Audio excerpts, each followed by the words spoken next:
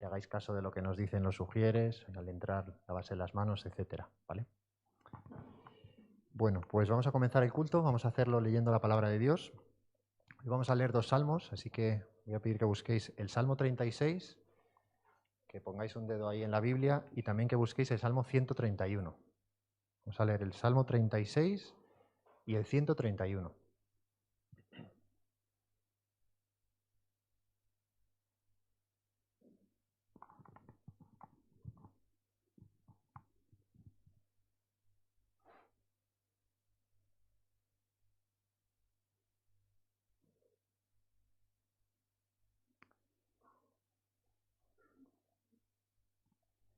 Pues dice así la palabra de Dios en el Salmo 36.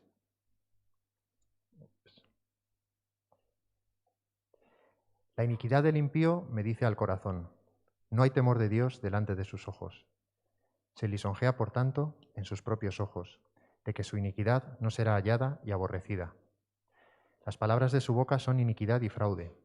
Ha dejado de ser cuerdo y de hacer el bien. Medita maldad sobre su cama. Está en camino no bueno. El mal no aborrece.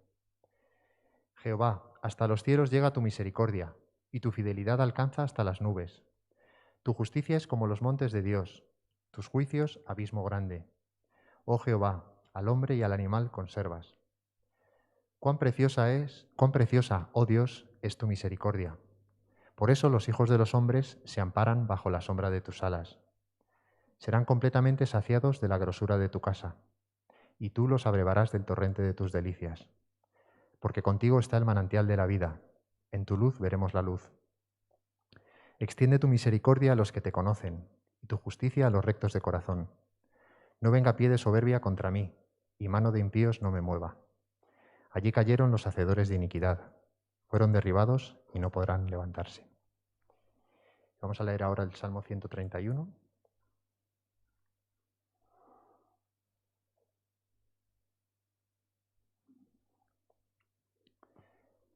Jehová, no se ha envanecido mi corazón, ni mis ojos se enaltecieron, ni anduve en grandezas, ni en cosas demasiado sublimes para mí. En verdad que me he comportado y he acallado mi alma. Como un niño destetado de su madre, como un niño destetado está mi alma. Espera, oh Israel, en Jehová, desde ahora y para siempre. Vamos a orar. Señor, nos acercamos a ti reconociendo que tú eres el único Dios, creador de todas las cosas. Y Señor, nosotros somos criaturas tuyas, muchas veces necios que te ignoran, que se creen más sabios que tú. Y Señor, te pedimos que nos libres de esa necedad que hay en nuestro corazón. Que nos acerquemos a ti con humildad, conscientes de quién eres tú y también conscientes de nuestra pequeñez. Gracias, Señor, porque como dice este salmo, tú eres un Dios lleno de misericordia, que no nos ha tratado como nos merecíamos, no nos ha tratado conforme a nuestra necedad y a nuestra rebeldía, sino que has sido muy generoso y te has apiadado de nosotros.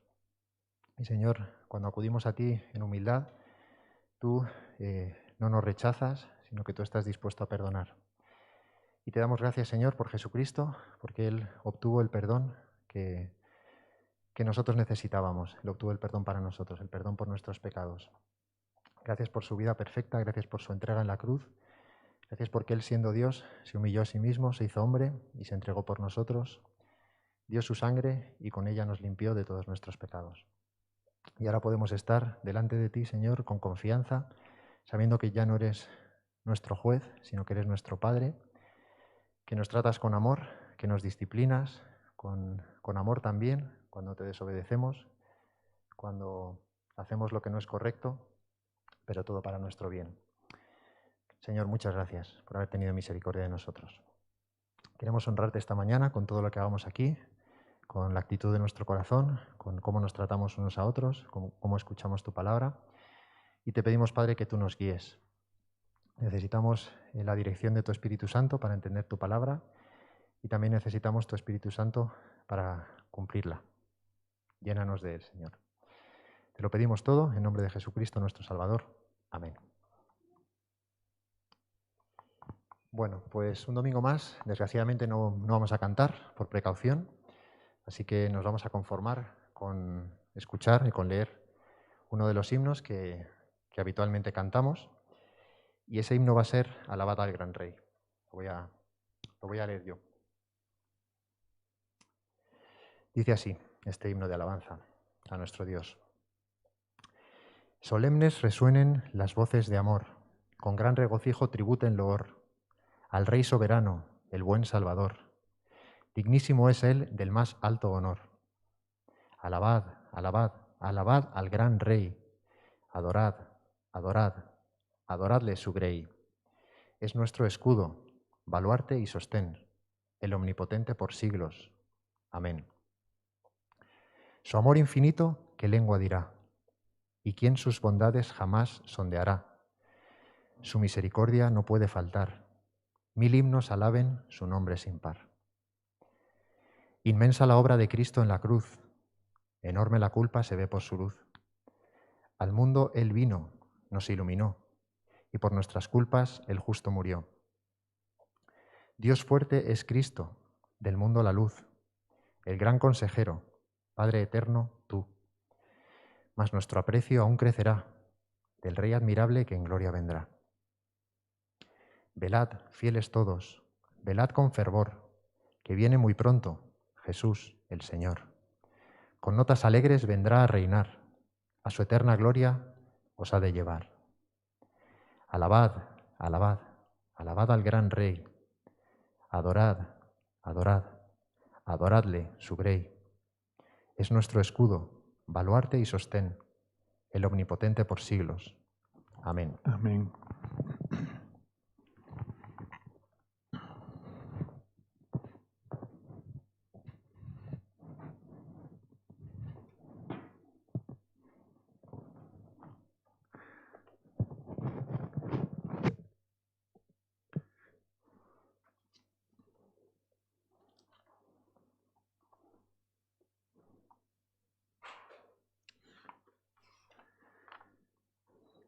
Vamos a elevar al Señor una oración de confesión de pecado.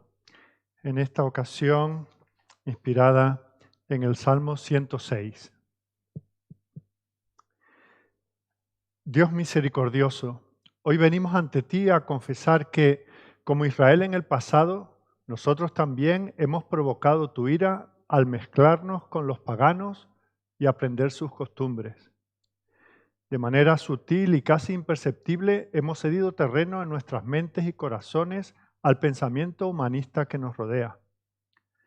Buscando soluciones rápidas y fáciles a las inquietudes de nuestras almas, menospreciamos tu palabra y consultamos el consejo y la enseñanza de guías ciegos que te niegan y nos alejan de la verdadera sabiduría.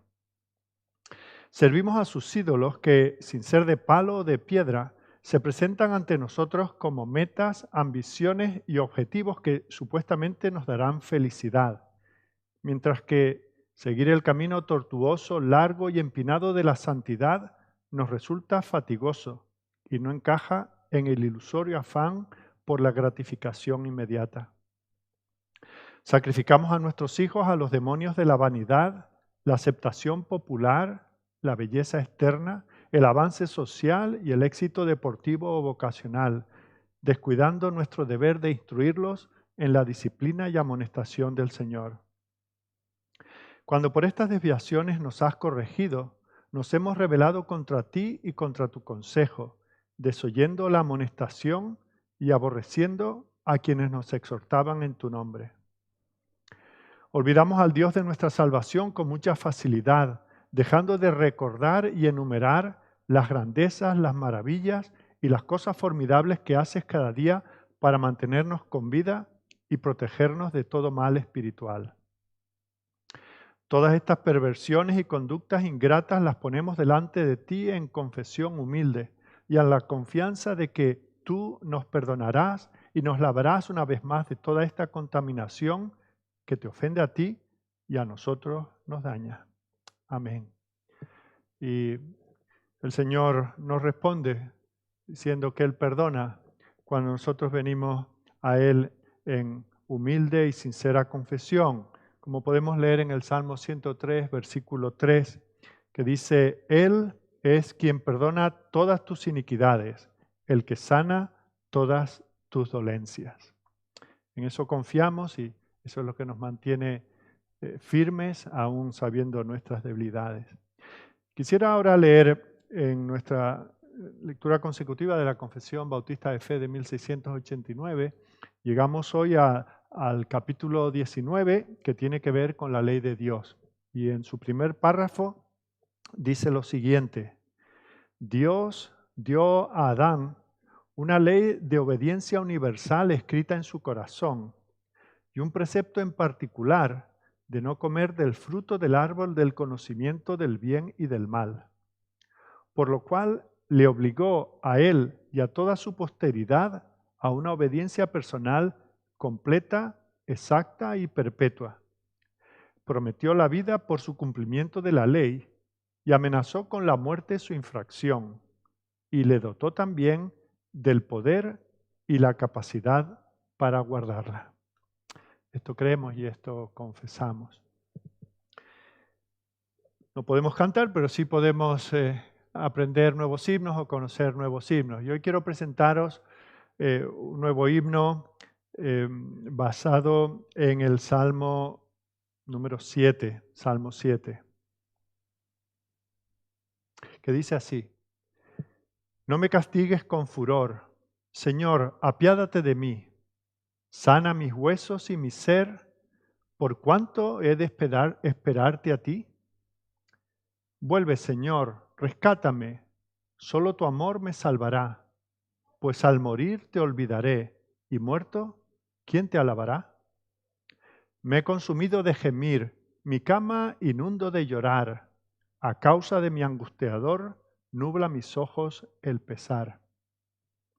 Apártate de mí, hombre cruel, porque él ha oído mi gemir. Mi ruego ha oído mi Señor, y mi oración va a recibir. Los malos se avergonzarán, y su terror les turbará. Por su camino volverán, vergüenza les alcanzará. Amén. Vamos a pedir al Señor que Él bendiga el tiempo que vamos a dedicar en la lectura y meditación en su palabra. Oremos. Amado Dios, estamos delante de ti con el gozo de sabernos perdonados, de sabernos redimidos, de saber que hemos sido justificados por la obra de Jesucristo.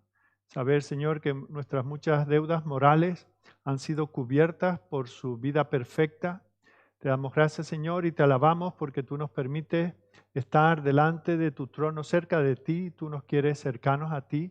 Tú no te has conformado con salvarnos, con perdonarnos, mantenernos a una distancia prudencial. Tú, Señor, has querido que formemos parte de tu familia, nos has acogido, nos has recibido. Y no solo eso, Señor, sino que tú también has querido enviar a tu Espíritu para morar en nosotros. Te damos gracias, Señor, porque esa realidad nos sostiene, nos fortalece, porque por esa realidad nosotros podemos vivir en nuestras luchas, en nuestras frustraciones, confiados, sabiendo, Señor, que nunca vamos a tener que ir delante de ti como un juez implacable que eres, sino que vamos a ir delante de ti como un padre, delante del cual lamentablemente seguimos cometiendo tantos errores y tantos pecados, pero que ya ha sido pacificado, ya su ira ha sido contenida al ser derramada sobre su Hijo Jesucristo. Señor, es en Él y solamente en Él que nos atrevemos a venir delante de ti.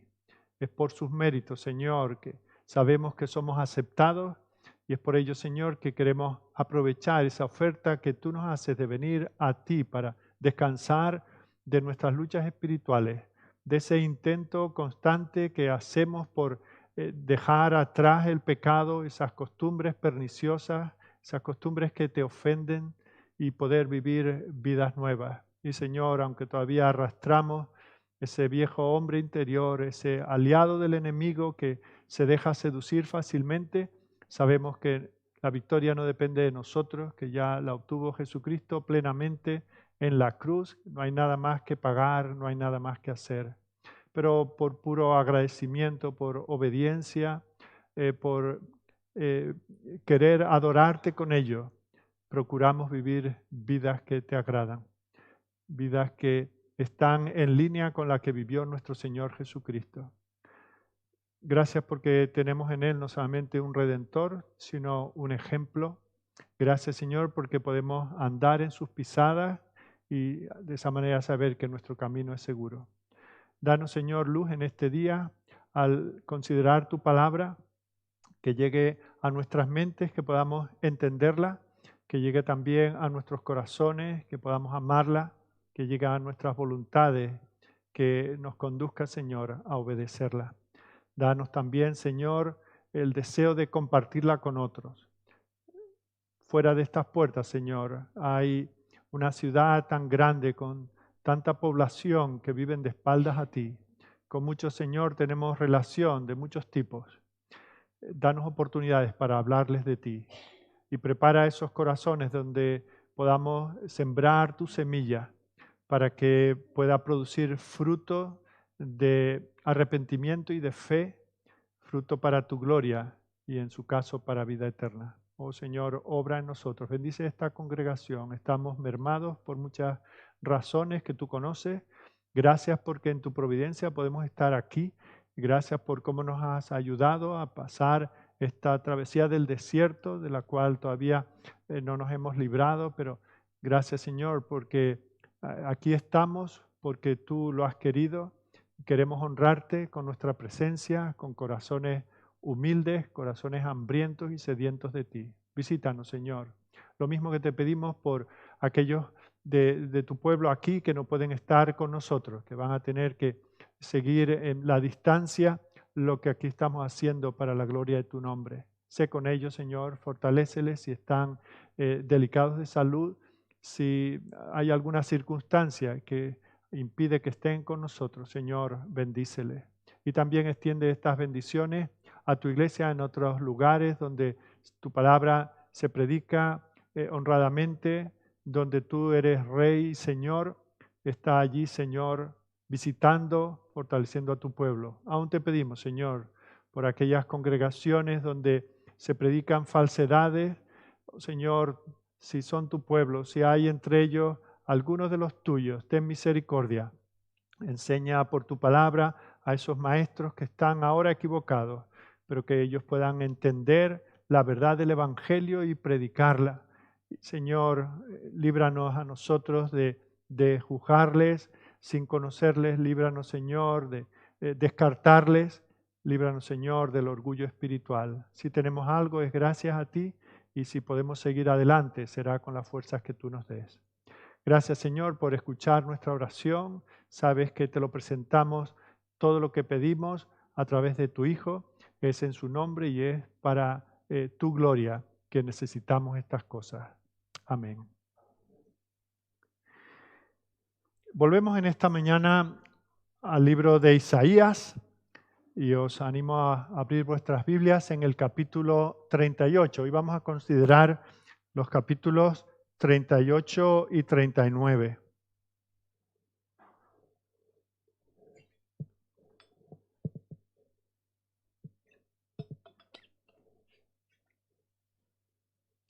Isaías capítulo 38, versículo 1 hasta el capítulo 39 y versículo 8. Yo voy a leer desde la Nueva Versión Internacional, que dice así: Por aquellos días, Ezequías enfermó gravemente y estuvo a punto de morir.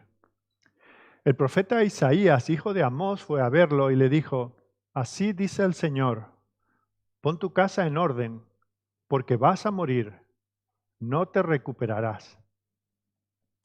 Ezequías volvió el rostro hacia la pared y le rogó al Señor: Recuerda, Señor, que yo me he conducido delante de ti con lealtad y con un corazón íntegro, y que he hecho lo que te agrada.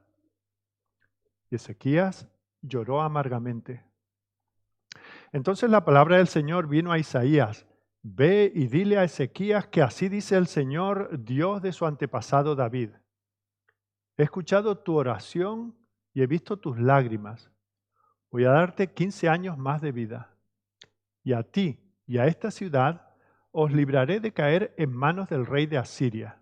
Yo defenderé esta ciudad. Y esta es la señal que te daré para confirmar lo que te he prometido. Haré que en la escalera de Acaz la sombra del sol retroceda las 10 gradas que ya ha bajado. Y la luz del sol retrocedió las 10 gradas que ya había bajado. Después de su enfermedad y recuperación, Ezequías, rey de Judá, escribió: Yo decía, ¿debo en la plenitud de mi vida pasar por las puertas del sepulcro y ser privado del resto de mis días? Yo decía, ya no veré más al Señor en esta tierra de los vivientes. Ya no contemplaré más a los seres humanos a los que habitan a los que habitan este mundo. Me quitaron mi casa, me la arrebataron como si fuera la tienda de un pastor. Como un tejedor enrollé mi vida y él me la arrancó del telar. De la noche a la mañana acabó conmigo. Pacientemente esperé hasta la aurora, pero él, como león, me quebró todos los huesos. De la noche a la mañana acabó conmigo. Chillé como golondrina, como grulla, me quejé como paloma. Mis ojos se cansaron de gemir, de mirar al cielo. Angustiado estoy, Señor, acude en mi ayuda. Pero, ¿qué puedo decir? Él mismo me lo anunció y así lo ha hecho. La amargura de mi alma me ha quitado el sueño. Señor, por tales cosas viven los hombres y también mi espíritu encuentra vida en ellas. Tú me devolviste la salud y me diste vida. Sin duda fue para mi bien pasar por tal angustia. Con tu amor me guardaste de la fosa destructora y les diste la espalda a mis pecados. El sepulcro nada te agradece, la muerte no te alaba. Los que descienden a la fosa nada esperan de tu fidelidad. Los que viven, y solo los que viven, son los que te alaban, como hoy te alabo yo. Todo padre hablará a sus hijos acerca de tu fidelidad. El Señor me salvará, y en el templo del Señor todos los días de nuestra vida cantaremos con instrumentos de cuerda. Isaías había dicho: preparad una pasta de higos, aplicádsela en la llaga y él se recuperará. Y Ezequías había preguntado: ¿qué señal recibiré de que se me permitirá subir al templo del Señor? En aquel tiempo, Merodach Baladán, hijo de Baladán, rey de Babilonia, envió cartas y un regalo a Ezequías, porque supo que había estado enfermo y que se había recuperado. Ezequías se alegró al recibir esto y mostró a los mensajeros todos sus tesoros: la plata, el oro, las especias, el aceite fino, todo su arsenal y todo lo que había en ellos. No hubo nada en su palacio ni en todo su reino que Ezequías no les mostrara. Entonces el profeta Isaías fue a ver al rey Ezequías y le preguntó: ¿qué querían esos hombres? ¿De dónde vinieron? De un país lejano, respondió Ezequías. Vinieron a verme desde Babilonia. ¿Y qué vieron en tu palacio?, preguntó el profeta. Vieron todo lo que hay en él, contestó Ezequías. No hay nada en mis tesoros que yo no les haya mostrado. Entonces Isaías le dijo: oye la palabra del Señor Todopoderoso. Sin duda vendrán días en que todo lo que hay en tu palacio y todo lo que tus antepasados atesoraron hasta el día de hoy será llevado a Babilonia. No quedará nada, dice el Señor, y algunos de tus hijos y de tus descendientes serán llevados para servir como eunucos en el palacio del rey de Babilonia. El mensaje del Señor que tú me has traído es bueno, respondió Ezequías. Y es que pensaba: al menos mientras yo viva habrá paz y seguridad. Hasta aquí esta porción de la palabra del Señor. Hemos estado considerando algo de la vida de este rey Ezequías, sobre todo la semana pasada, un hombre que vivió una vida extraordinaria. Llegó a ser rey a la edad de 25 años y reinó sobre Judá durante 29. Ya estuvimos viendo la semana pasada cómo durante esos años de su reinado trató de llevar y de hecho llevó a la nación de Judá por los caminos del Señor, de tal manera que invirtió todo el daño espiritual que había hecho a la nación su padre, el rey Acaz. Lo vimos de nuevo la semana pasada. Fue un hombre que vivió algo parecido a lo que hoy llamaríamos un avivamiento espiritual. Lo vivió él y por medio de él el Señor trajo a la nación un avivamiento espiritual. En parte por su relación personal con Isaías. No tenía una relación esporádica con él, sino que tenían, podríamos decir, una amistad personal. El Señor le hablaba directamente por medio del profeta Isaías. Y vemos también cómo fue un hombre que vivió por esa indicación que el Señor daba una y otra vez a través de Isaías. Él respondía en oración, lo estuvimos viendo cuando es atacado en una última instancia por el rey de Asiria. Vemos que a instancias de Isaías él se vuelve al Señor, así que hay esa relación con el Señor habla a través del profeta y él responde en oración. Así que es un hombre que ha aprendido a esperar grandes cosas de Dios. El Señor ha hecho grandes cosas en su reino y en su vida personal, pero vemos como de repente, sin avisar, como diríamos, cae enfermo. Así comienza este capítulo 38. Este acontecimiento que vamos a considerar hoy ocurrió durante el asedio de los asirios a Jerusalén. Antes de la caída del ejército asirio, fijaos que la semana pasada dejamos la historia en que ya Sennacherib había tenido que huir, ya había sido derrotado el ejército asirio, más de 180.000 hombres, y ya quedó anotado que este hombre volvió a su casa y un tiempo más tarde fue asesinado por sus propios hijos. Lo que ocurre en estos dos capítulos que hoy vamos a considerar, cronológicamente no viene a continuación de los dos capítulos anteriores, sino que viene al mismo tiempo. Y alguien dirá, bueno, pero ¿por qué lo ponen después? Por la misma razón que si nosotros contamos una historia, lo que hicimos ayer, por ejemplo, vamos contando algo, pero mientras pasaba una cosa que necesitamos un tiempo para contarla, al mismo tiempo estaba sucediendo otra que a continuación decimos, ¿verdad? Y mientras todo esto ocurría, resulta que estaba pasando lo otro. Así que ese es el contexto. Fijaos que lo deja bien claro las tres primeras palabras. Dice, en aquellos días, no fue después de aquellos días, no fue a continuación, sino fue durante el asedio de los asirios de Sennacherib a Jerusalén que ocurrió este episodio que vamos a considerar hoy. Así que ese es el momento y esta es la situación. Este hombre temeroso de Dios, piadoso, que busca al Señor, ahora se ve de repente en una enfermedad que lo deja completamente destrozado. Es el anuncio que nosotros más tememos, ¿verdad? Cuando vamos al médico y nos anuncia que lo que tenemos es una enfermedad terminal. Él enfermó y el Señor le indicó que era una enfermedad de la cual no se iba a recuperar, iba a morir de aquella enfermedad. Hemos visto cronológicamente cuándo ocurre, pero en la vida personal de este rey era un hombre de 35 años, la edad que algunos de vosotros tenéis o habéis dejado hace poquito tiempo, ¿verdad? O sea, era un hombre joven en todo el vigor de su juventud. Y fijaos que él, ya hemos leído la historia, no pretendemos llegar a un final sorprendente, pero fijaos que él recurre a la oración.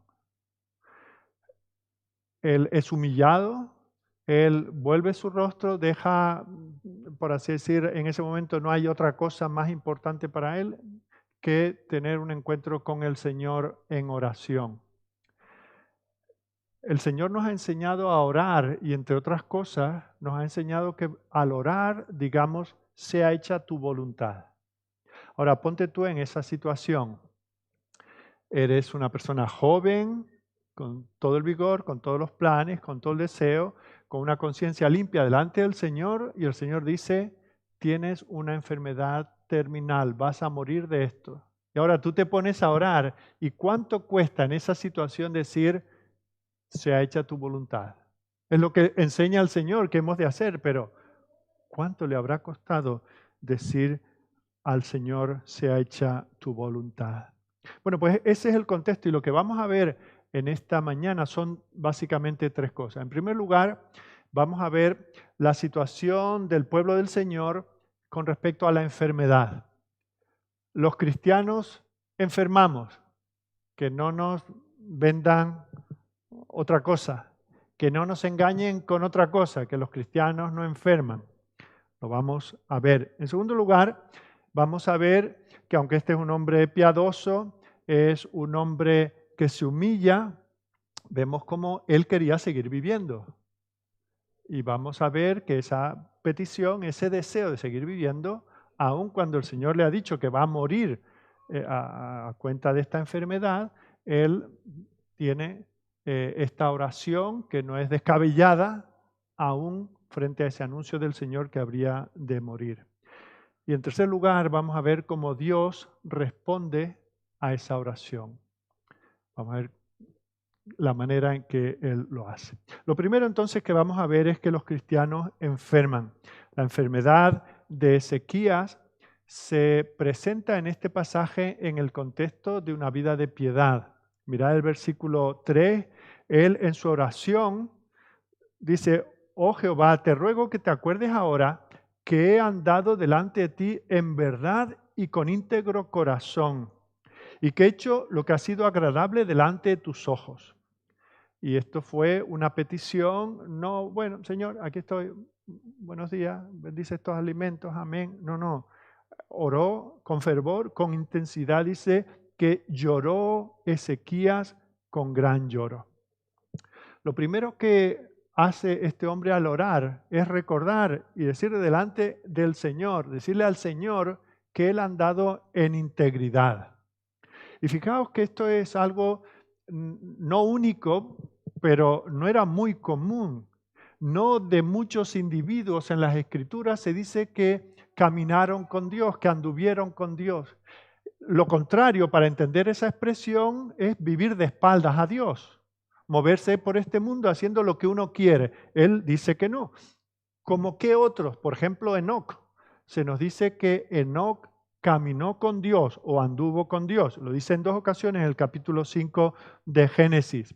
Luego, respecto de Noé, en una generación tan perversa, donde todo el designio del pensamiento del corazón del hombre era de continuo solamente el mal, se dice que Noé caminó con Dios.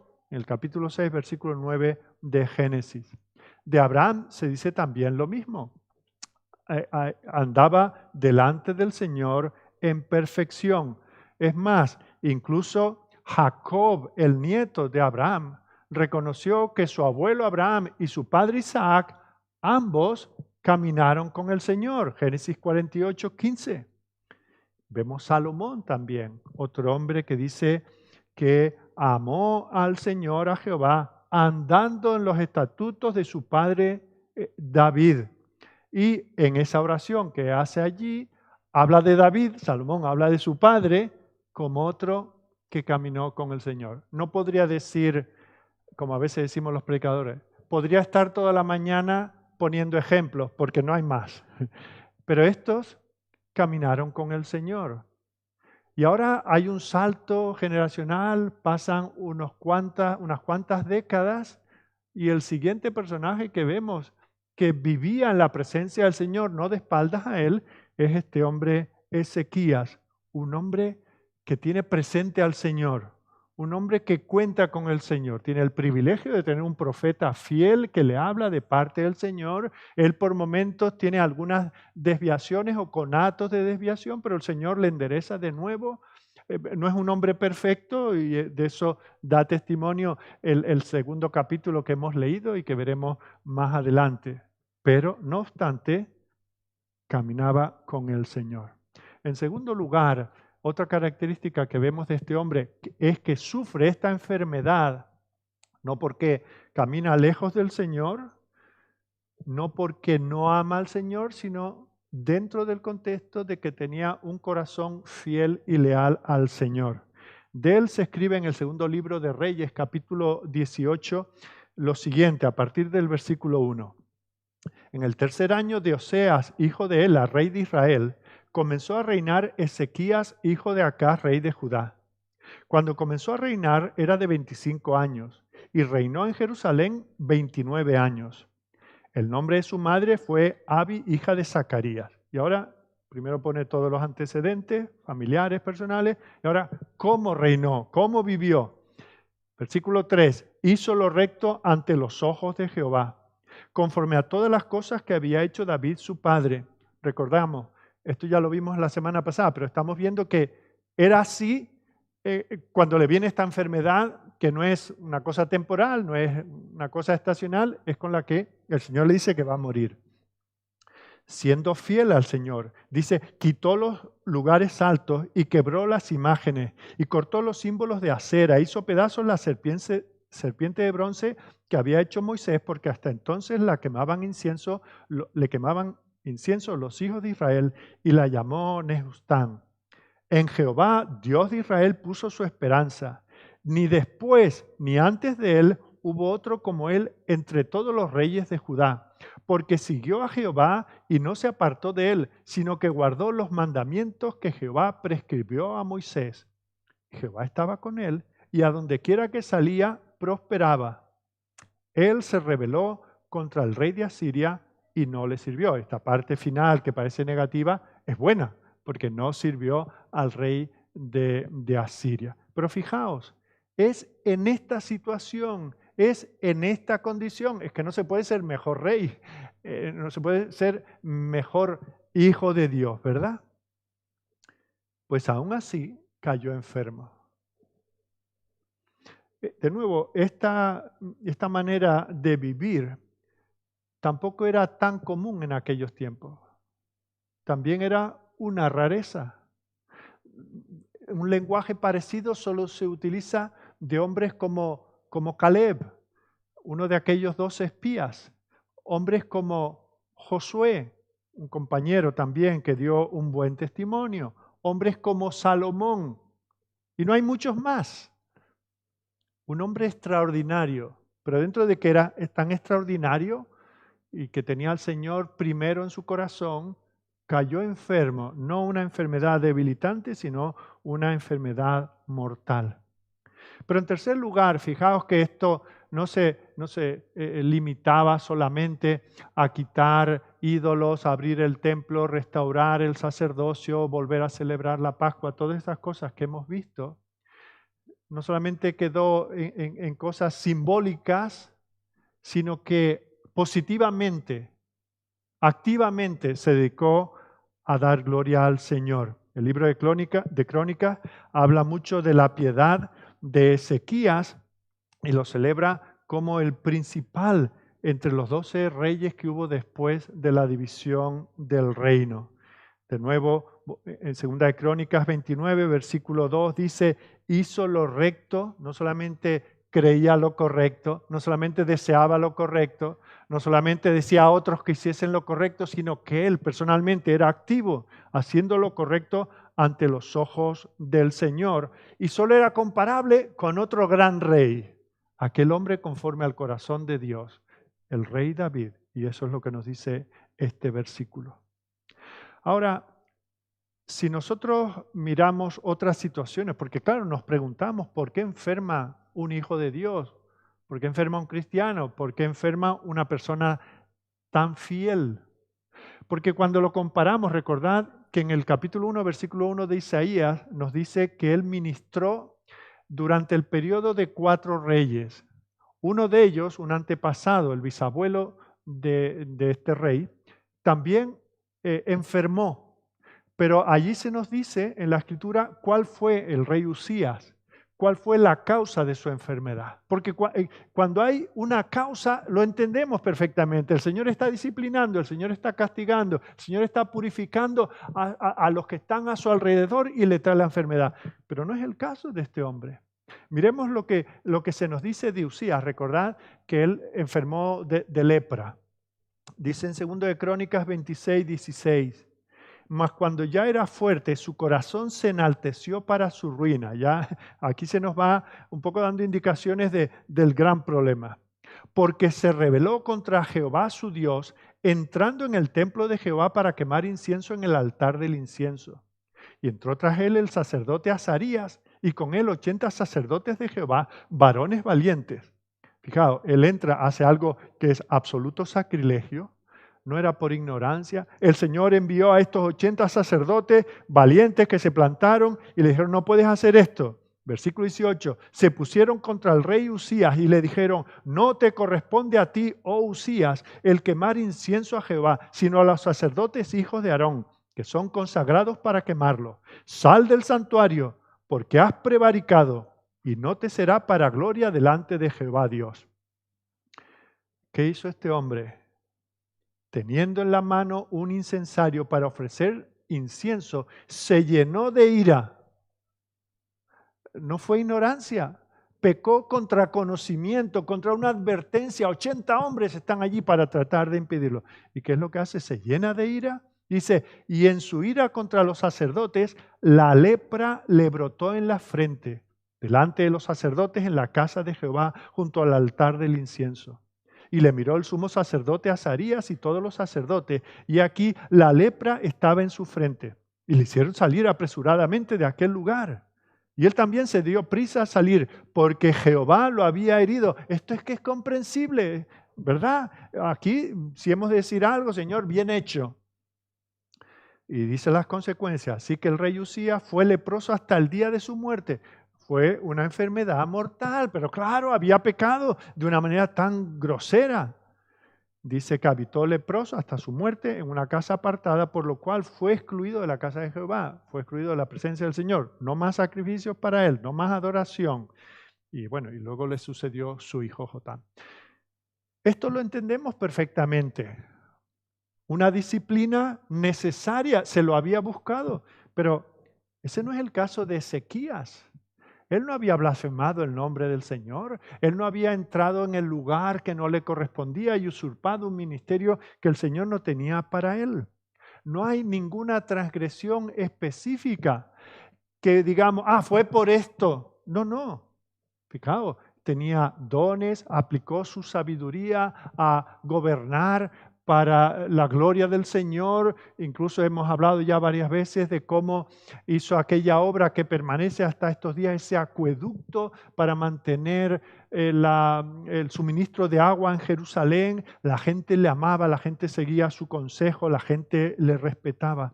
Así que nos preguntamos, ¿por qué permitió Dios una enfermedad mortal en un hombre tan fiel? Bueno, pues la Escritura dedica un libro entero, y no es de los más cortos de la Biblia, para hablar de ese porqué, y es el libro de Job. Allí se centra en un hombre fiel, un hombre que se describe como perfecto y recto. No sé si lo he dicho, es Job, ¿verdad? Job capítulo 1. Hubo en tierra de Uz un varón llamado Job, y este era hombre perfecto y recto, temeroso de Dios y apartado del mal. Y eso lo dice el autor del libro, pero es que el Señor mismo le dice a Satanás, fíjate en Job, versículo 8, ¿no has considerado a mi siervo Job, que no hay otro como él en la tierra, varón perfecto y recto, temeroso de Dios y apartado del mal? Bueno, para resumir este libro y la enseñanza de la Biblia respecto a cómo es posible que una persona piadosa y fiel, temerosa de Dios, un hombre santo que busca la gloria del Señor, ¿cómo es posible que se ponga enfermo? Bueno, pues lo que nos dice la Escritura es que no toda enfermedad es consecuencia directa del pecado. Eso es lo que pudimos ver en aquel caso. No forma, por lo tanto, parte del plan de Dios que los creyentes nunca sufran una enfermedad y que no mueran de ninguna manera. Los cristianos sufren y no nos debemos sorprender, vivimos en un mundo caído. El Señor ha venido a redimirnos, a sanarnos, pero eso no implica que no vamos a sufrir ninguna enfermedad. Hay algunos que dicen, bueno, que el Señor, como vino a sanarnos, un cristiano de verdad nunca caerá enfermo. Bueno, para esto también tenemos unos cuantos ejemplos en la Escritura de que eso no es así. Los israelitas se ponían enfermos. David enfermó. En el Salmo 22 habla de cómo se sentía. Tenía el cuerpo que no podía con él. Daniel también, en el capítulo 8 de la profecía de Daniel, habla de su propia enfermedad. Jacob murió de su enfermedad. En el capítulo 8 de Génesis 48, versículo 1, habla de que se enfermó y entonces llamó a su hijo para dar la bendición sobre sus descendientes, pero de esa enfermedad acabó falleciendo, un hombre temeroso de Dios. Lo mismo le sucedió a Eliseo, aquel hombre que tenía una doble porción del espíritu que tuvo Elías, enfermó y murió por ello. Vemos al propio apóstol Pablo. Acabamos de terminar los jueves el estudio del libro de los Hechos y decimos, qué gran hombre de Dios, qué consagrado, qué fidelidad, qué entrega. Y él habla de su propio aguijón en la carne, posiblemente era un problema de la vista, y él que pudo sanar a otros en algún momento. Lo vimos recientemente en medio de ese naufragio, como llega a un lugar y el padre del gobernador del lugar está enfermo y él va y hace un milagro y lo sana. Pero él mismo tiene un problema personal. Y algunos de sus colaboradores, lo vemos en el caso de Timoteo, tenía muchas enfermedades, enfermedades frecuentes. Y con todo lo fiel y lo útil que le era, no fue sanado. Y lo mismo en el caso de Epafrodito, otro colaborador que lo tuvo que dejar en Mileto porque estaba que se moría. Y se sorprendió el propio apóstol cuando le vienen noticias de que Epafrodito ya había mejorado. Todos estos son hombres de Dios. No se registra un pecado en relación con esa enfermedad que en algunos casos fue mortal. Así que la Biblia nos dice una cosa y es que los justos enferman. Así que si enfermas, es posible. A veces hacemos cosas, ¿verdad? Si yo como bueno, como no debo, pues puedo adquirir una enfermedad. O si yo, no sé, hago algún ejercicio indebido, puedo hacerme daño y hay tantas cosas. O tomo alguna sustancia que hace daño a mi cuerpo. Bueno, pues ahí hay una consecuencia directa, pero no siempre es así. No siempre es consecuencia del pecado. Así que cualquier persona que te diga otra cosa, no solamente tiene una mala teología y un mal conocimiento de la Escritura, sino que la realidad niega lo que está diciendo. Así que eso es lo primero que hemos podido ver. Los cristianos enfermamos, los hombres y mujeres piadosos también enferman. En segundo lugar, volviendo a Ezequías, vamos a ver cómo reacciona él cuando recibe esta noticia. Lo primero que se nos dice es que él recurre a la oración. Recordemos que esto que aquí se relata ocurre en paralelo con lo que estuvimos viendo la semana anterior. Y la semana anterior estuvimos viendo cómo ante el avance de los asirios, él recurre a la oración, cuando tiene que ver con la nación, pero también cuando tiene que ver con su vida personal. Y él comienza la oración, mirad el versículo 3, con algo que nos puede chocar. Un hombre que teme al Señor, que conoce el Evangelio, un hombre que sabe que no podemos ser justificados por nuestras obras, aparentemente parece que hace ese relato detallado de sus propias justicias. Y esto nos choca un poco, porque le dice al Señor, orando de cara a la pared, dice, te ruego que te acuerdes ahora que he andado delante de ti en verdad y con íntegro corazón, y que he hecho lo que ha sido agradable delante de tus ojos. Y lloró Ezequías con gran lloro. Tenemos que tener cuidado de no cargar las tintas contra Ezequías por esto, porque él no está apelando a su buena conducta, a sus buenas obras, a su piedad, como la base de su justificación. Él no quiere ser justificado delante de Dios porque ha sido bueno. Él simplemente le dice al Señor, mira cuál ha sido mi actitud. Mira, Señor, a lo que tú me has llevado. Recordemos que él no podemos decir es el hijo de un creyente que tiene una fe ahí madura, que depende un poco de su padre. No, su padre era impío. Es un caso extraordinario que él pueda ser un hombre creyente, un hombre piadoso, un hombre que busca al Señor con ahínco. viniendo de un hogar como el de su padre, donde él había nacido. Pero aún así, vemos que él recuerda, Señor, así he vivido.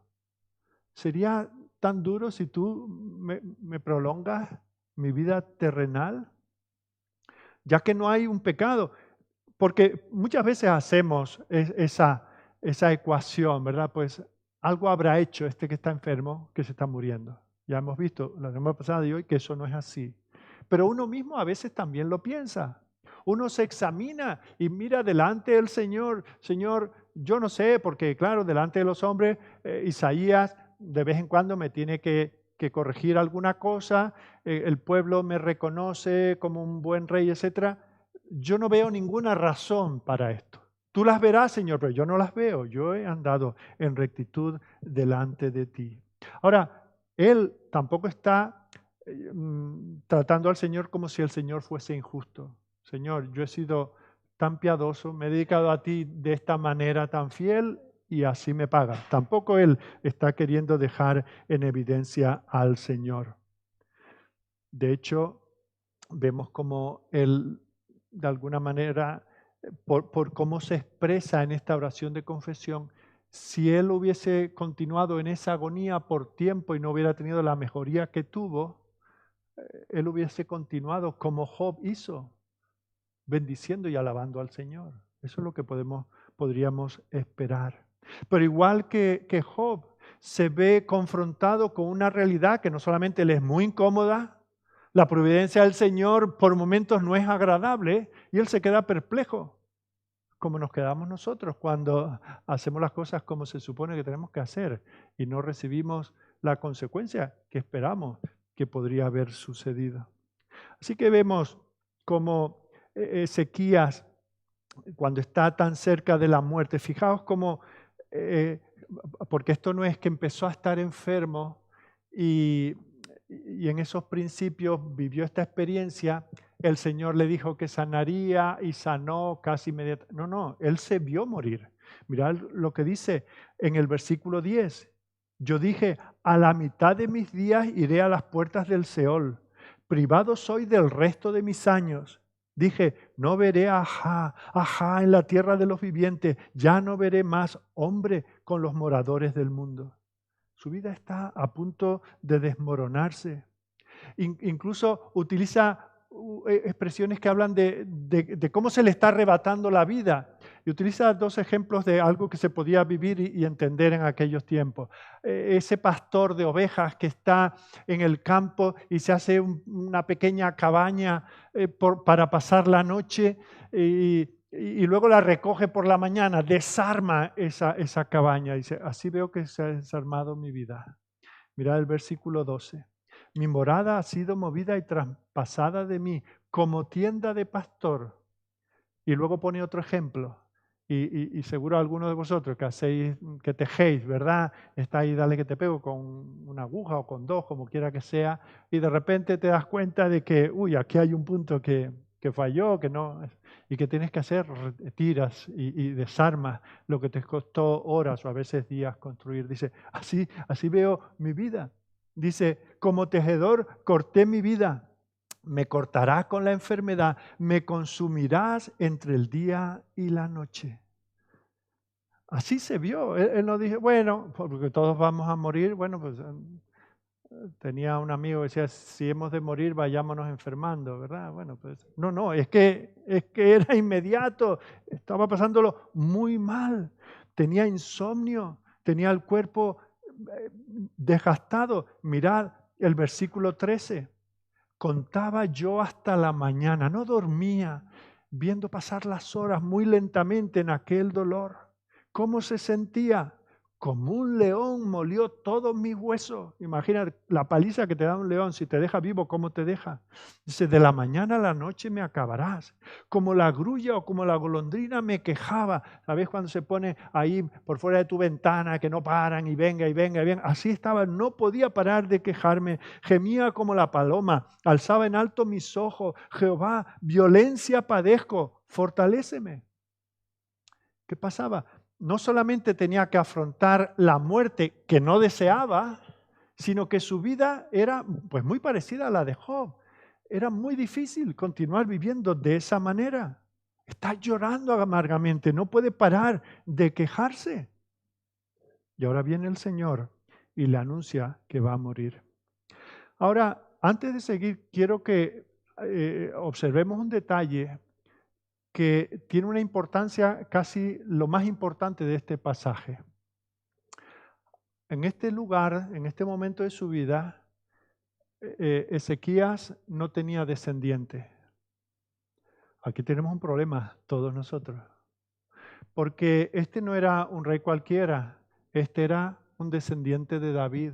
Este era del linaje del cual habría de venir el Mesías. Yo me imagino que el enemigo estaría frotándose las manos porque no había nacido el heredero, con lo cual la simiente de la mujer no llegaría nunca a nacer. Aquí todos tendríamos un gran problema. Sabemos que su hijo nació 3 años después, lo sabemos porque nos dice el cronista en 2 Crónicas 33:1 que su hijo Manasés, dice, era de 12 años cuando comenzó a reinar y 55 años reinó en Jerusalén. Si hacemos las matemáticas, el Señor le añadió 15 años, o sea, 15 años después murió, su hijo que le sucedió reinó con 12 años, o sea que después de esto, tardó 3 años en ser concebido ese niño. En la misericordia del Señor, su promesa no va a faltar. La simiente de la mujer se abre camino en medio de esas circunstancias. Ahora, no debemos hacer una eisegesis, introducir en el pasaje lo que no está. No podemos decir que él estaba preocupado por este asunto. Pero esa es una realidad. Y cuando vemos el primer versículo con el cual hemos comenzado, que el Señor le dice, ordena tu casa porque morirás y no vivirás, entre otras cosas. Ordena tu casa. Prepara. ¿Quién te va a suceder? ¿Quién se va a hacer cargo de qué? ¿Qué cosas hay que hacer para mantener el reino? Y él entonces, muy posiblemente consciente de la importancia de tener un hijo para el cual no tiene fuerzas para concebirlo. Por eso es que él clama, por eso es que él suplica, por eso es que él hace su súplica delante del Señor. Así que aquí está en juego no estamos viendo solamente una historia más de la Biblia, no. Es que la línea mesiánica, la línea del Mesías prometido estaba en juego. Así que no es solamente su preocupación, hemos de entender que no es solamente un asunto personal de conveniencia, de querer no sufrir y no tener que afrontar la muerte en esa edad relativamente tan joven. Esa es la oración que posiblemente cualquiera de nosotros en circunstancias similares elevaríamos. Es esa misma experiencia de la cual hemos leído. Antes cuando leí el Salmo, no sé si dije Salmo 7, Salmo 6, ¿verdad? Bueno, pues el salmista allí tiene una experiencia semejante a la que aquí está viviendo su descendiente, aquel era David. Fijaos que en el Salmo 6, versículos 4 y 5, dice, vuélvete, oh Jehová, libra mi alma, sálvame por tu misericordia. Y esta es la razón que él da. Porque en la muerte no hay memoria de ti. En el Seol, ¿quién te alabará? Y eso en el himno está recogido de esta manera. Vuelve Señor, rescátame. Solo tu amor me salvará. Pues al morir te olvidaré y muerto, ¿quién te alabará? Él quiere estar en el mundo de los vivos para aquí dedicarse a alabar al Señor. Él tiene esperanza. Los hombres y mujeres de Dios en la antigüedad tenían esperanza de vivir en la presencia del Señor una vez muerto, pero él quería estar aquí. Este es el lugar donde él todavía quería seguir sirviendo al Señor. Y vemos cómo el Señor le da esta indicación. Y fijaos que es más rotunda porque no es el diagnóstico de un médico o de un equipo médico que viendo la analítica, viendo las pruebas que se hacen, el TAC, la radiografía y todo eso, dice, le damos 3 meses de vida. y luego la persona vive los 3 meses despidiéndose y otros 3 meses y luego le pregunta, no, hace 10 años que me dijeron 3 meses. Bueno, la medicina a veces tiene estas cosas. En este caso, no eran unos médicos que le habían dicho, prepara tu casa porque de esta no escapa, ¿no? Era Dios mismo. El diagnóstico era seguro. Y ante ese diagnóstico, este hombre pide, Señor, yo quiero seguir adorándote. Lo que Dios ve que, lo que Dios le muestra es que él tiene que depender de él. Ahora, cuando nosotros vemos cómo termina la historia, también nos preguntamos, bueno, ¿qué sucede aquí? ¿Cómo es que Dios le da un anuncio de muerte segura, pero luego le prolonga 15 años? Bueno, ahí entra la enseñanza que encontramos en Deuteronomio capítulo 29, versículo 29. Las cosas secretas pertenecen a Jehová nuestro Dios, mas las reveladas son para nosotros y para nuestros hijos para siempre, para que cumplamos las palabras de la ley. Entre lo que Dios anuncia y lo que Dios ha planeado, no hay contradicción, pero a veces Dios no anuncia todo lo que ha planeado. Y el Señor lleva a este hombre, le da un anuncio que era una realidad, pero el Señor tenía otro plan. El Señor tenía el plan de poner arrepentimiento en el corazón de este hombre y mostrar que Él es el autor de la vida, que Él es el que tiene el tiempo en sus manos y que puede hacer que esa muerte que era inminente se alargase hasta llegar, primero recuperar la salud y luego vivir otros 15 años de vida. Y eso nos lleva, por lo tanto, a nuestro tercer punto. Hemos visto la realidad de que los creyentes enferman y mueren. Hemos visto la realidad de que hay un hombre piadoso que no quiere morir y por eso ora y llora amargamente delante del Señor y argumenta con Él. Y en tercer lugar, vamos a ver cómo responde el Señor. Después de que Él suplica de todo corazón, el Señor responde y responde a través de su portavoz, que es Isaías. Entonces en el versículo 4 le anuncia, el Señor anuncia, no es lo típico, lo que oímos tanto en estos días. De esta salimos, no os preocupéis, juntos salimos y salimos mejor. Y esto. Bueno, hay gente que en situaciones de estas todavía lo dicen, pero no era un buen deseo, no era un brindis al sol de Isaías. El Señor se lo dice. Vino palabra de Jehová a Isaías diciendo, ve y di a Ezequías, Jehová, Dios de David tu padre, dice así, he oído tu oración, he visto tus lágrimas, he aquí que yo añado a tus días 15 años. Y no solamente eso, sino que le dice, porque recordemos, el contexto es que él tiene un problema personal, se está muriendo, pero además los asirios están a punto de saltar los muros de la ciudad y destruir Jerusalén. Y le añade esa promesa que ya habíamos visto, ¿verdad? En el versículo 6. Y te libraré a ti y a esta ciudad, hermano, del rey de Asiria, y a esta ciudad ampararé. Fijaos, este hombre ha vivido una experiencia cercana a la muerte, algo como lo que también había vivido David, y él relata en el Salmo 30, versículo 3, oh Jehová, hiciste subir mi alma del Seol, él se vio ya a las puertas de la muerte. Dice, me diste vida para que no descendiese a la sepultura.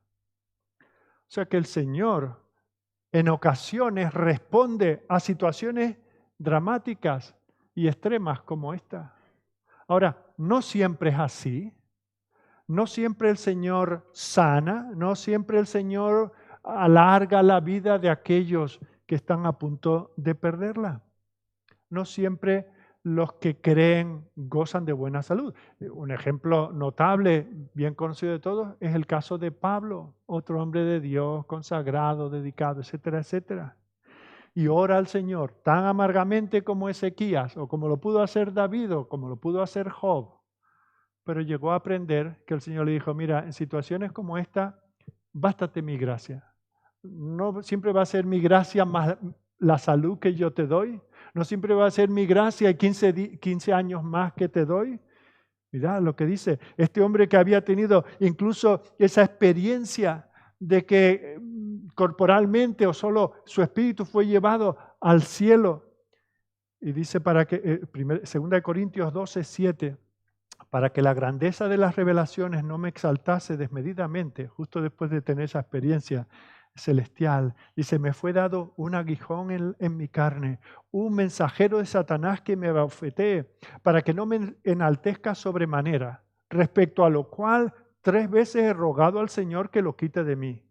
Y me ha dicho, bástate mi gracia, porque mi poder se perfecciona en la debilidad. A ti no te voy a dar salud, te voy a mantener en la debilidad. No te voy a añadir 15 años más, te voy a mantener por mi gracia. Y el apóstol se rinde. Dice, yo no voy a luchar con el Señor, le he pedido 3 veces. He insistido y he vuelto a insistir. Y cuando el Señor me ha revelado eso, ¿qué dice? De buena gana me gloriaré más bien en mis debilidades para que repose sobre mí el poder de Cristo. Qué bueno poder decir, hágase tu voluntad. Qué bueno saber que lo que Dios hace es lo mejor, lo que nos conviene, lo que necesitamos. Y vemos cómo el Señor en ocasiones responde. Y el Señor habitualmente responde por los medios naturales. En ocasiones son actuaciones extraordinarias de Dios. Pero lo habitual es que Él use los medios que están a nuestro alcance. En este caso, el Señor le sana y le dice que va a vivir 15 años más. Pero fijaos, eso no está en contrario o en oposición a un tratamiento médico. Y lo que hace el Señor a través del propio Isaías es dar consejo a quienes cuidaban de Ezequías. Él dice, mira, lo que tenés que hacer es un emplaste de higos. Mira lo que dice el versículo 21. Se habla como en retrospectiva. Y había dicho Isaías, tomen masa de higos y pónganla en la llaga y sanará. Había una infección, estaba posiblemente para engangrenarse completamente, para morir de una infección generalizada. Y el Señor interviene, pero usando la medicina.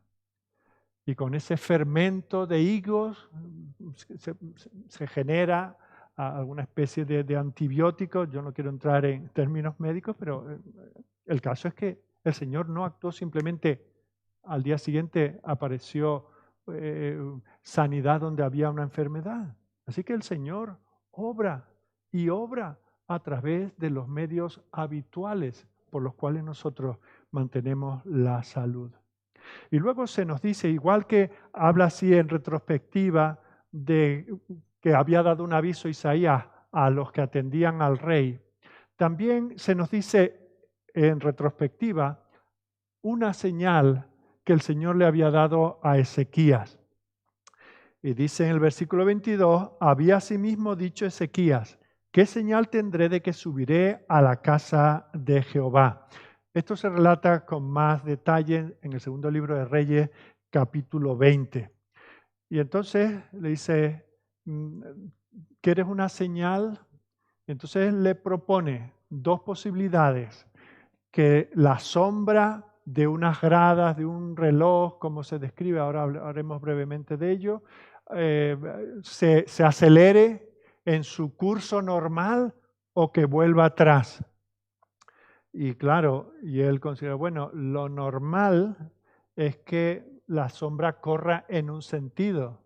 Pedir una señal así, lo mismo, voy a estar confundido y no voy a estar seguro de cómo interpretarlo.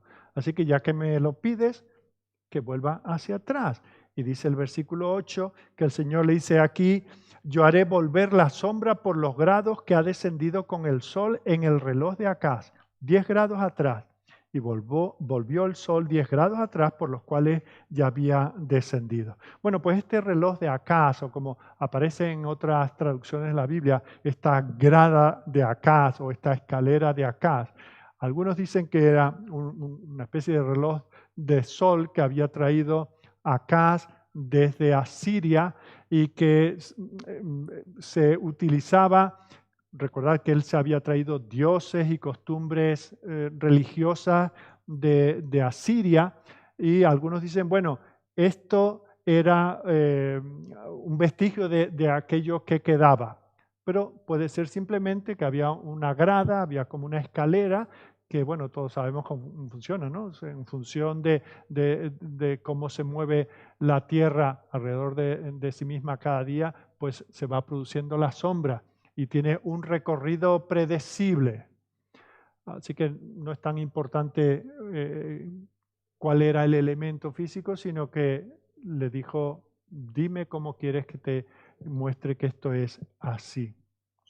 Ahora, también aquí surge la pregunta, bueno, para que la sombra vuelva atrás, la Tierra tendría que girar en sentido contrario, lo cual sería, pues, produciría un cataclismo mundial, sin querer negar lo milagroso de esta situación.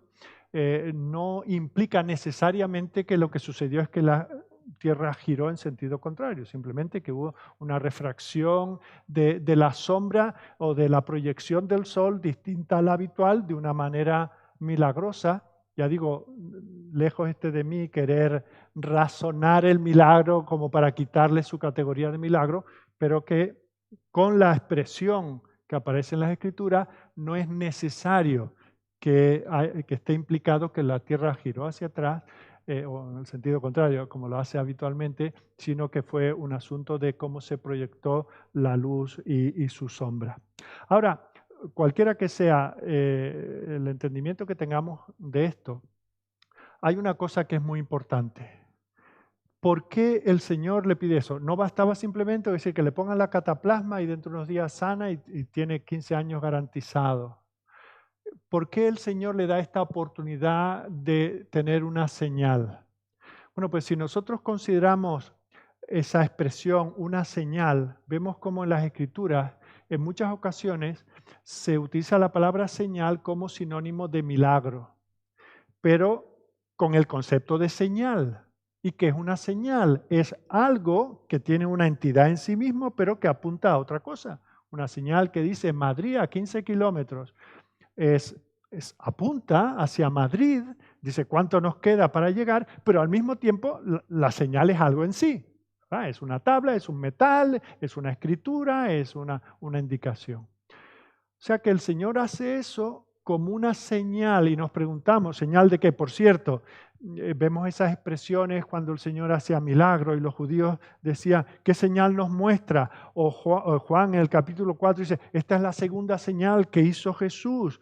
O viendo la señal que Jesús había hecho, reconocieron que Él era un profeta. El Nuevo Testamento está lleno de estas expresiones en las que a los milagros se le llama señales. Porque lo importante no era el milagro en sí, sino a qué apuntaba.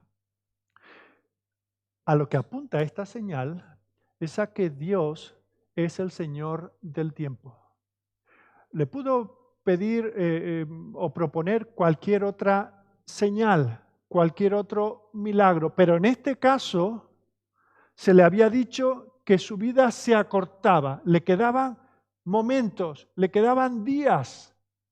Y ahora el Señor dice, yo puedo estirar el tiempo. Yo que he dicho que morirás y no vivirás, puedo estirar el tiempo. El tiempo está en mis manos.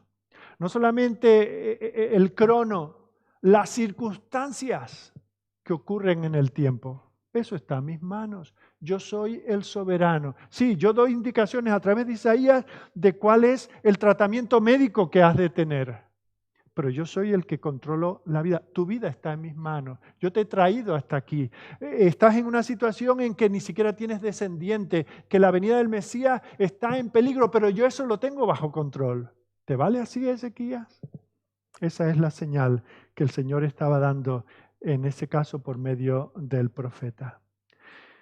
Y fijaos que, volviendo a la oración de Ezequías, hay dos cosas que son muy importantes observar. La primera la tenemos en el versículo 17, donde se menciona el propósito subyacente. ¿Qué es lo que hay debajo?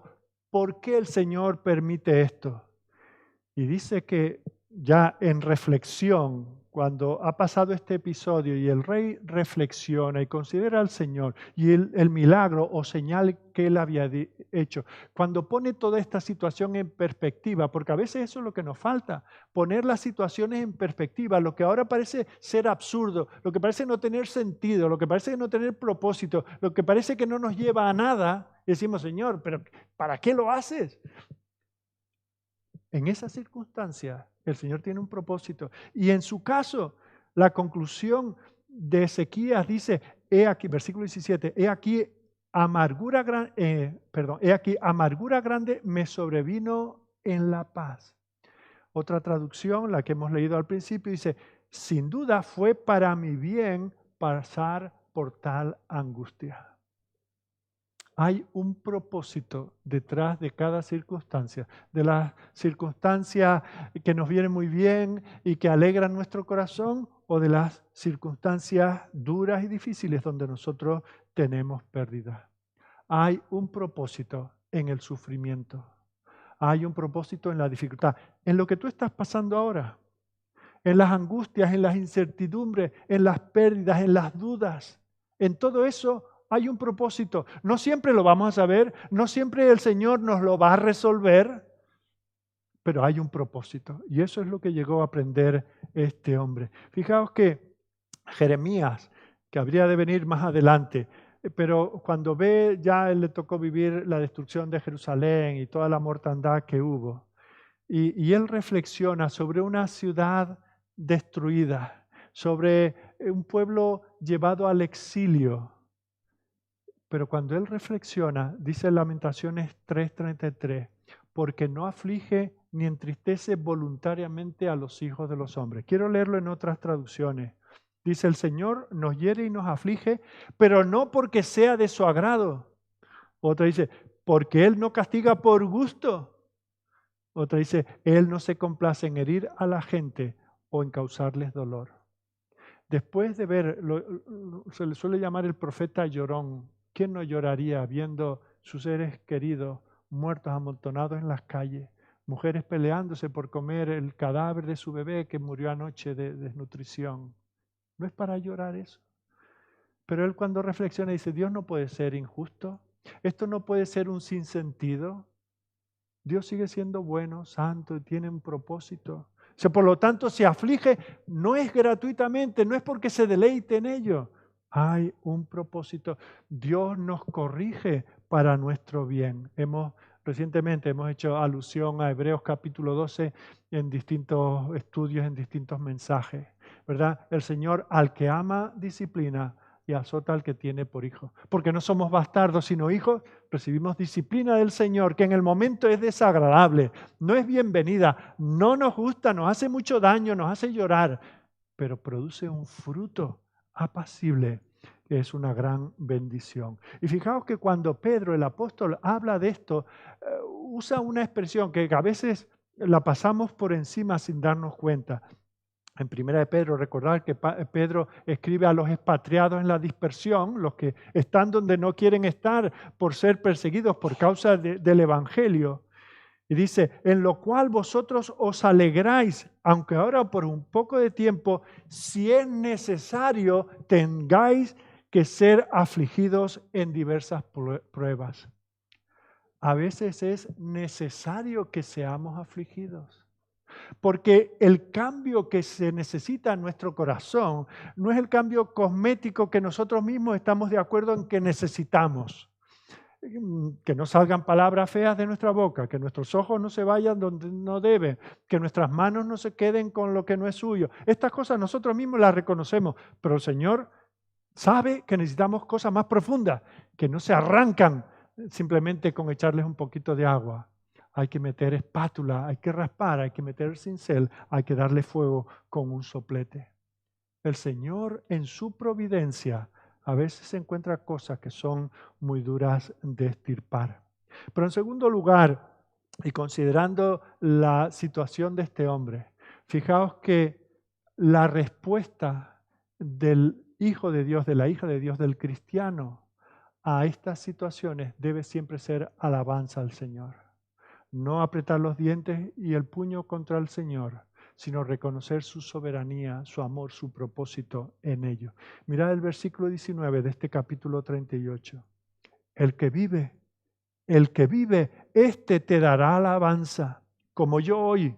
El Padre hará notoria tu verdad a los hijos. Hemos hablado del Salmo 6 de nuevo.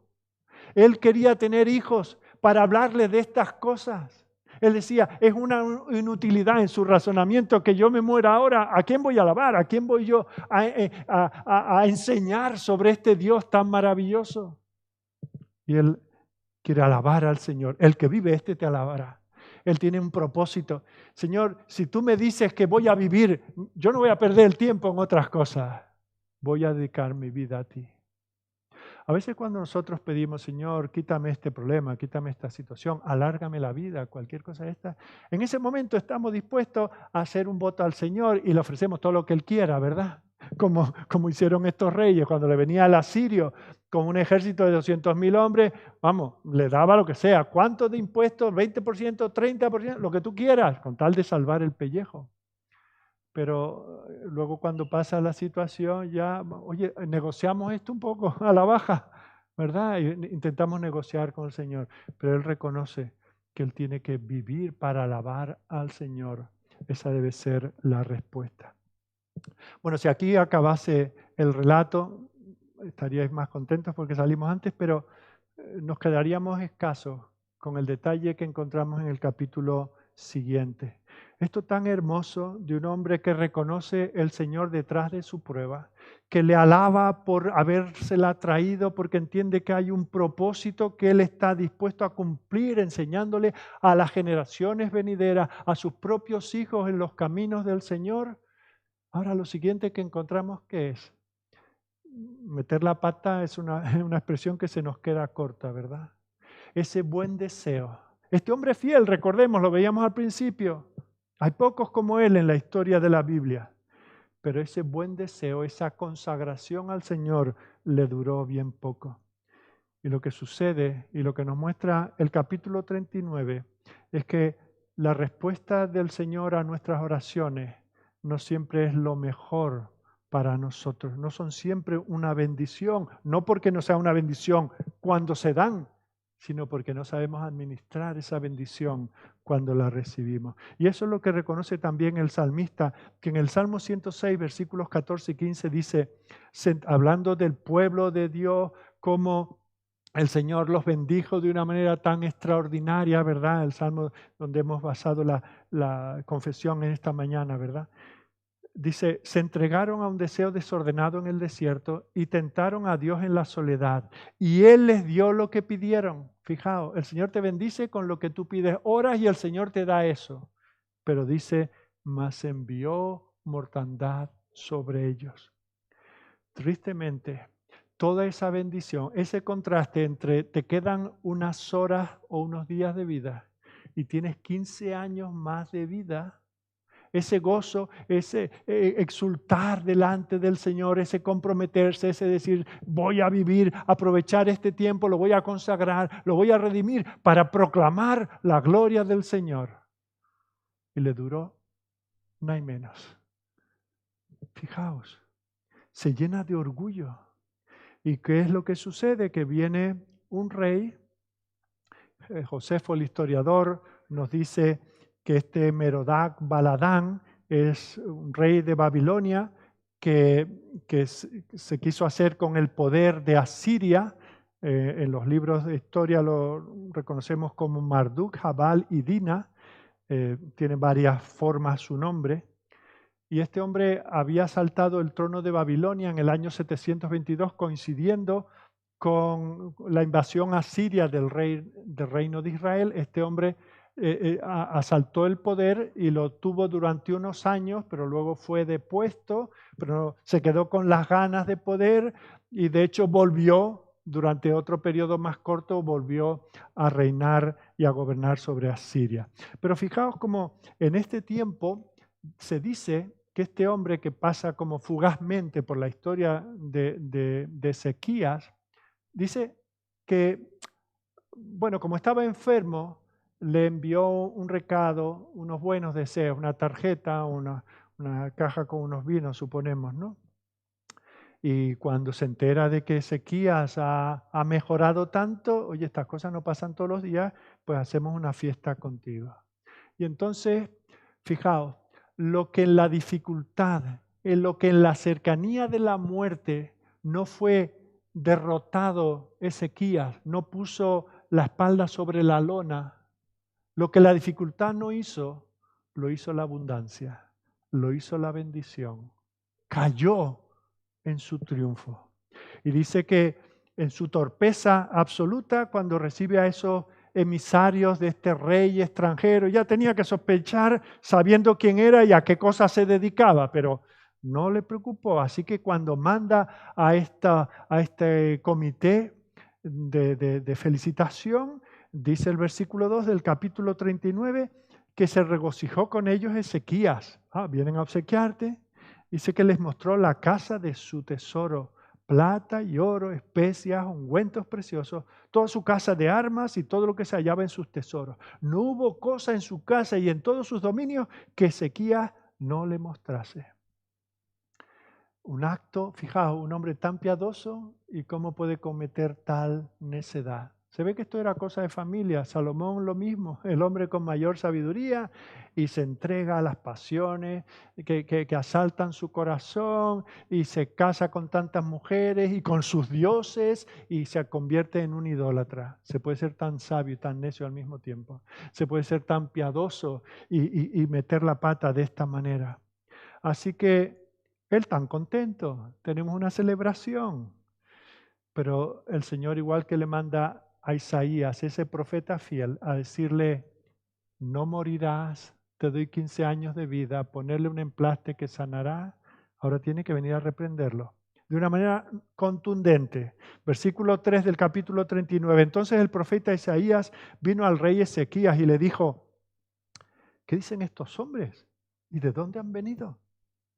Y Ezequías respondió, de tierra, perdóname, pero es que lo tengo que leer con una entonación particular porque posiblemente fue así la conversación. Como haciéndose, ¿quiénes son? ¿De dónde vienen? ¿Qué hacían por aquí? Ezequías respondió, de tierra muy lejana han venido a mí, de Babilonia, fíjate, Isaías, tan lejos. Dijo entonces, ¿y qué han visto en tu casa?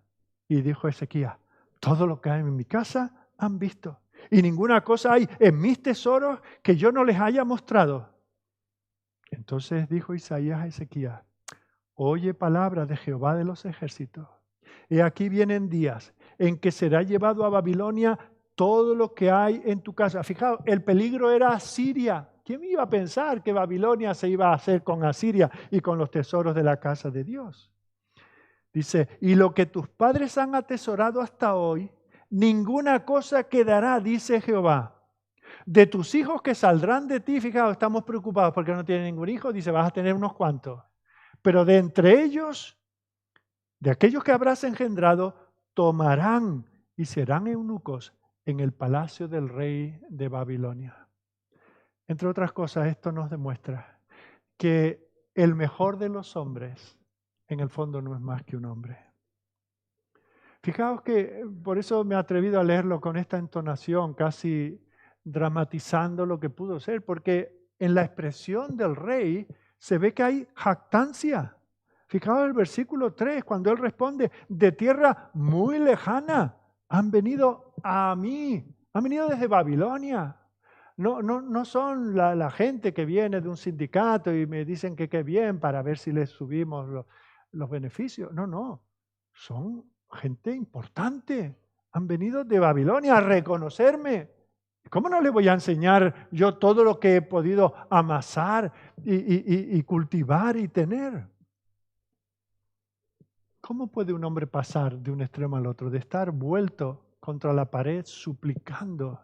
Y cuando el Señor le dice que le va a sanar, dice, el resto de mi vida lo voy a vivir para alabarte a ti. Y luego caer en esto. Bueno, la clave nos la da el relato que encontramos en Segunda de Crónicas, capítulo 32, versículo 25. Allí se nos dice, mas Ezequías no correspondió al bien que le había sido hecho, sino que se enalteció su corazón y por lo tanto vino la ira de Jehová contra él, contra Judá y contra Jerusalén. El orgullo, fijaos, lo que no consiguió una enfermedad infecciosa, Lo que no consiguió el anuncio de que esa enfermedad sería mortal, lo consiguió el orgullo. Fijaos, el orgullo es ese vicio que se agarra tanto a nuestro corazón, que si nosotros intentamos quitar todos los vicios que hay, todos los pecados que se agarran a nuestro corazón como lapas, ese será el último que quede allí. Eso fue lo que llevó al pecado en el Edén. Eso es lo que nos ha traído a nosotros, personalmente, a cada uno de nosotros, tanto disgusto. Porque ¿cómo me voy yo a callar? Es que es mi derecho. Es que ¿cómo puede ser? Es que yo no merezco. Es que mira lo que me dijo. Es que Dios me manda. Es que en la iglesia enseñan que... Pero ¿quién se creen? ¿Con quién creen que están tratando?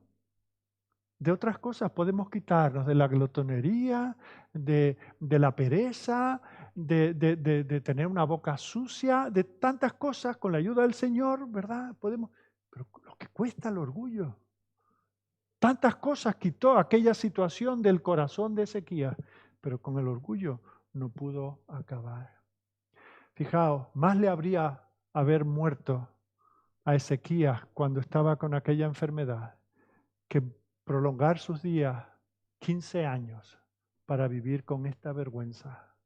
Saber que todo lo que él ahora atesoraba y cuidaba, que sus hijos que esperaba tener, a los cuales quería evangelizar y hablarles del Señor, iban a tener un padre con un historial manchado por algo tan tremendo como es el orgullo. Y fijaos que el Señor le dice, con tu pecado arrastrarás a tu pueblo. Nosotros nunca pecamos en un vacío. No tenemos que ser rey, ni tenemos que ser el jefe en la empresa, ni el pastor en la iglesia, ni el cabeza en la familia.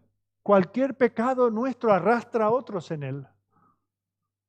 Y esto es lo que sucede en el caso de este hombre. Ahora, fijaos como dentro de todo, aquí se ve que hay un corazón piadoso. Hasta el punto que cuando se le anuncia ese juicio, Ezequías no dice, el Señor es que no se da cuenta de lo que vengo, no se da cuenta que estoy maleado por todo esto y que digo cosas que no debo y hago cosas que no debo. Y el Señor me está juzgando demasiado duramente. No, dice el versículo 8, la palabra de Jehová que has hablado es buena. En el fondo, él, igual que era pronto para resbalar con este orgullo, fue pronto para reconocer que el castigo de parte del Señor no era injusto. Así que terminamos. Hemos visto al menos 3 cosas esta mañana. Hemos visto que la enfermedad parte de nuestra herencia. No siempre enfermamos por causa del pecado directo. Vivimos en un mundo caído y parte de ello es ese proceso por el cual muchas veces abandonamos este mundo. Que en esa situación tenemos que clamar y mirar al Señor. Y el Señor en ocasiones sana. Pero quiero terminar volviendo al versículo 1 del capítulo 38. Recordemos que todo esto comienza con aquellas palabras. En aquellos días Ezequías enfermó de muerte y vino a él el profeta Isaías, hijo de Amós, y le dijo, Jehová dice así, ordena tu casa porque morirás y no vivirás. Y esto para nosotros tiene una aplicación espiritual.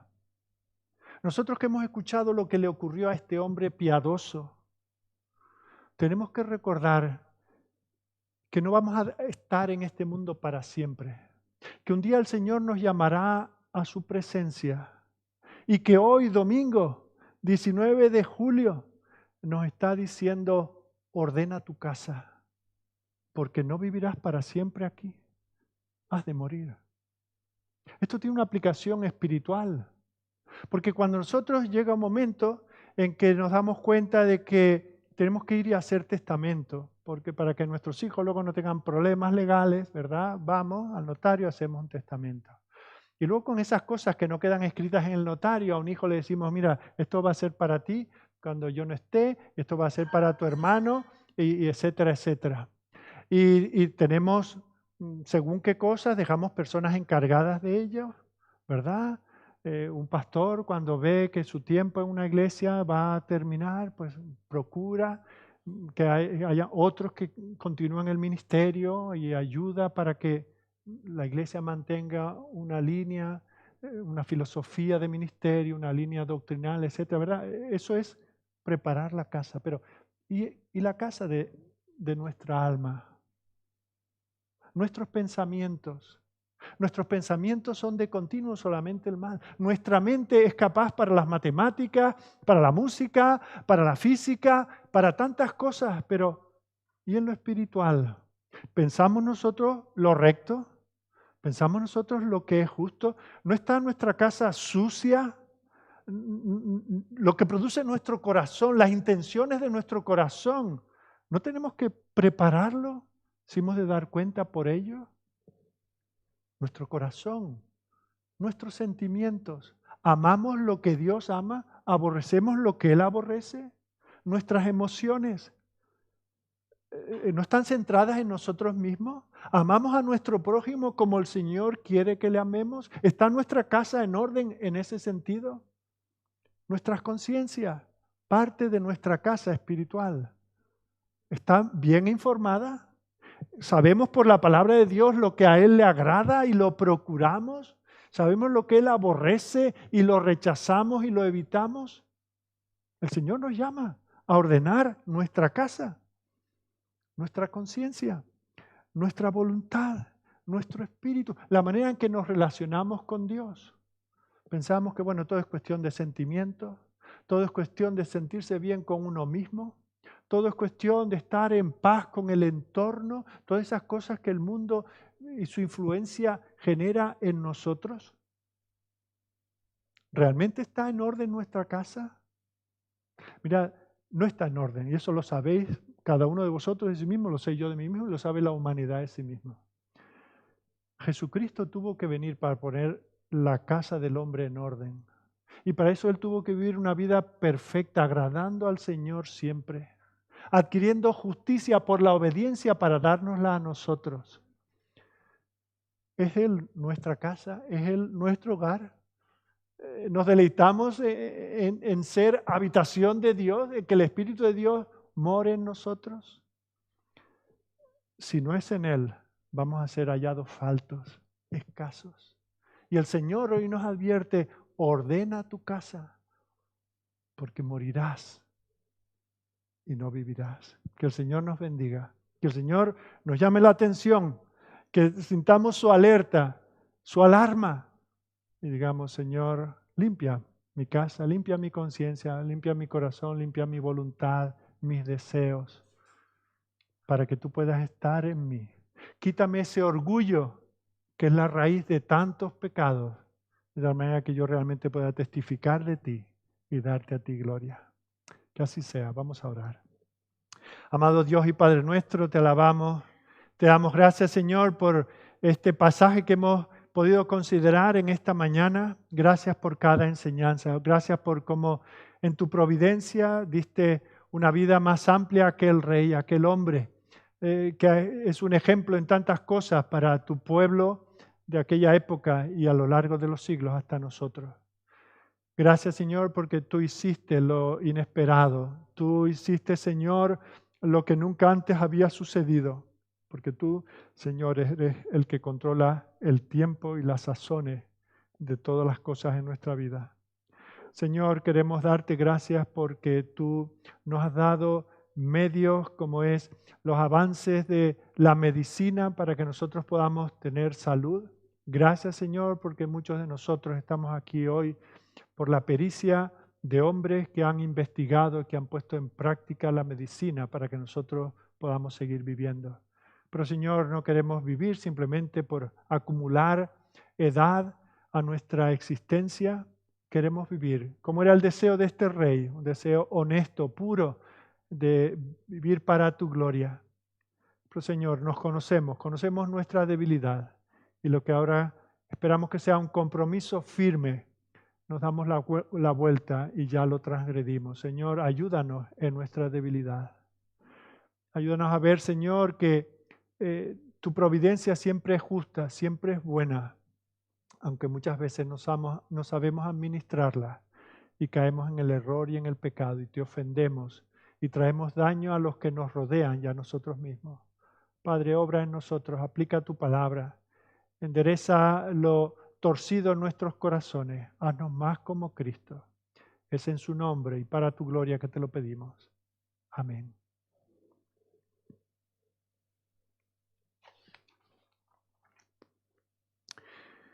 No améis al mundo ni las cosas que están en el mundo. Si alguno ama al mundo, el amor del Padre no está en él. Porque todo lo que hay en el mundo, los deseos de la carne, los deseos de los ojos y la vanagloria de la vida, no proviene del Padre, sino del mundo. Y el mundo pasa y sus deseos, pero el que hace la voluntad de Dios permanece para siempre. Amén.